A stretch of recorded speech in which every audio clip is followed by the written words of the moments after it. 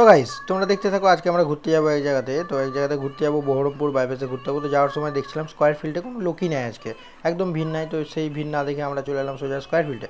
তো এখানে দেখি তো একদম রাস্তা সুসু করে ফাঁকা করছে। তো আমি বউকে জিজ্ঞেস করছিলাম তা আজকে কোথায় যাওয়া যাবে। বউ বলছে যে না আমরা এখানে আমরা দাঁড়িয়ে থাকবো যাবো না, তো এখান থেকে যাবো।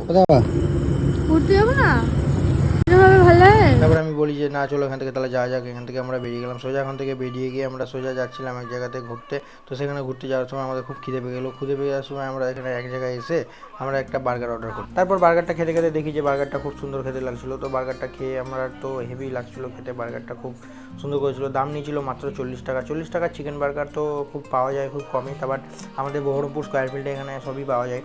তো তারপর আমরা চলে আসি এই জায়গাতে ফুচকা খেতে। তো ফুচকা খেতে এসে সেই হাসাহাসি করছিলাম, কারণ একটা টপিক নিয়ে কথা উঠেছিল। তো যাই হোক, সেই টপিকটা না বলে আমরা ফুচকাটা খেয়ে নিচ্ছিলাম। দেখলাম ফুচকাটা খুব সুন্দর করেছিল। তো আজকের জন্য এইটুকুনি ছিল, আজকের জন্য ব্লগটা এখানে রাখলাম। লাইক কমেন্ট করে তোমরা পাশে থেকো। আজকের জন্য এইটুকুনি, টাটা।